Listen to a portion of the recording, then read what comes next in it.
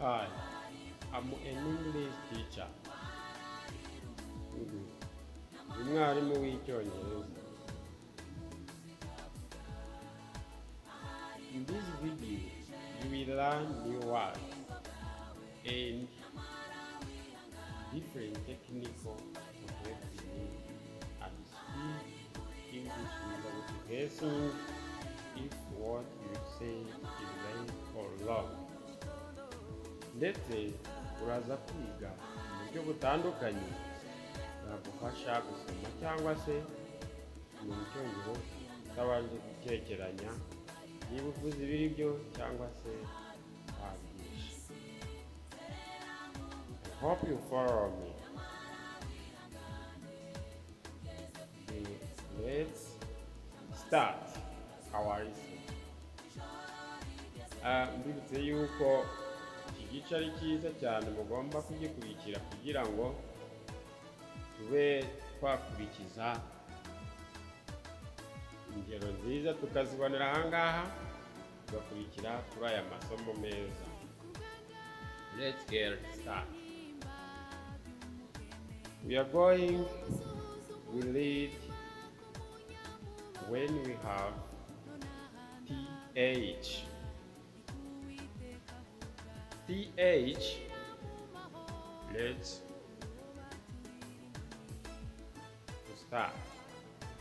For example, thumb.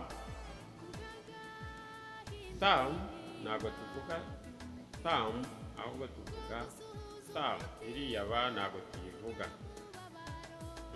Thumb ni igikumwe. Think.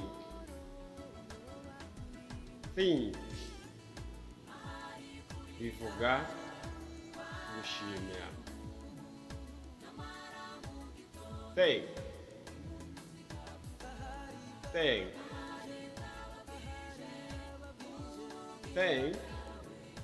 ni gushimira. Ask ni kuvuga ahubwo tuvuga earth ni isi.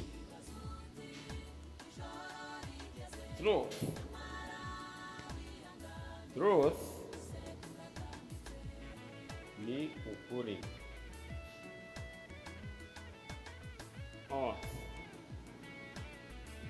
Oath indahiro. Thursday ni kuwa kane. Thin ni umuntu unanutse. Ikindi nanone tugiye gukomeza uko ubona iri somo tugiye gukomerezaho, th nanone can also be read as nka they. Ushobora gusoma nka they. For example, icyo bita demonstrative pronouns. This ni ibi. This ni ibi. Hakaza that, those biri. There hari. Than kuruta. Then nyuma yaho. The article, definite article. Iyi tukayikinda. Ikindi tukagira hano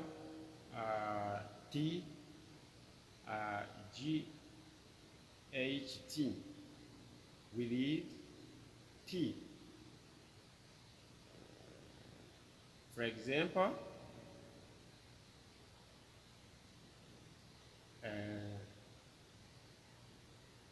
tight. Tight ni ikintu gifashe. Night, night, night bisobanuye umusirikari wo mu bwami. Umusirikari wo mu bwami. Akaza height. Height, height ni nka tora, uburebure, uburebure bw'ikintu runaka. Twilight, twilight synonym yayo ubundi ni sunset. Sunset rero ni nk'igihe akazuba karimo karenga kagana iburengerazuba. Akazuba nyine urabona amarembera yako ni cya gihe izuba riba ririmo kurenga. Twilight. Bright, bright rero ni umuhanga. Bright, bright. Midnight, midnight ni saa sita z'ijoro bahita midnight. Daylight, daylight ni ukwishima. Light, light ni urumuri, urumuri. IR we read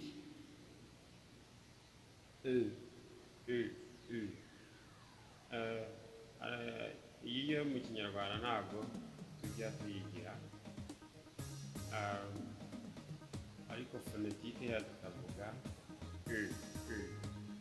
reka turebe urugero. Skate, skate rero ni ingutiya. Dirty, dirty ni ikintu kiba gifite umwanda. Urugero ni ikintu cyanduye. Yes, ikintu cyanduye tukita dirty. Fade, fade ni icya gatatu. Ntabwo aba ari gatatu, ahubwo tuvuga icya gatatu. Ariko gatatu yo tuvuga 3. Ariko iyi ni fade.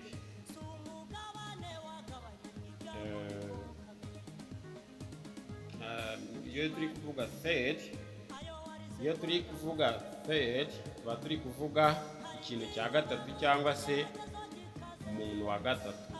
Niho tuvuga fade. Check, check, check ni kuvuga inyoni. Shirt ni ishati. Birthday, birthday ni umunsi w'amavuko.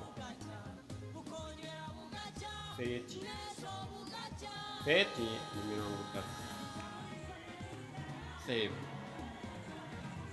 save ni ikintu kiri stable, ikintu kitanyeganyega, wenda nka company. Hano tukagira noneho wiri you. Hari always kuvuga move, imimerere. Wood, gitari. Clerk, kigoramye. Broom, umukubuzo cyangwa se umukubuzo. Exception, noneho hano dufite irengayobora. Ijambo blood ntabwo tuvuga blue, ahubwo dusoma blood, bivuga amaraso. Flood, flood ni umwuzure, ntabwo dusoma. Tukagira ch we read example, which, umupfumu. Joke, nukunika. Chat, nukuganira n'umuntu. Akenshi uzabibona kuri touch niho biba biri chat, wa chatinga se. Yes. Q, ukanja. Chick, itama. Sandwich, ntabwo tuvuga sandwich, ahubwo tuvuga sandwich. Iri jambo iyo turisobanura neza mu Cyongereza ntabwo tuvuga dushyiramo iriya nda, ahubwo tuvuga sandwich. iriya di urayirengagiza. Cheese ni foromaze. Church ni urusengero. Ikindi nanone CH can also be read as key. For example, chaos na akavuyo. Chemic ni ikintu kirimo imiti. Character ni imico umugozi. Chorus ni igice cyisubiramo cy'indirimbo.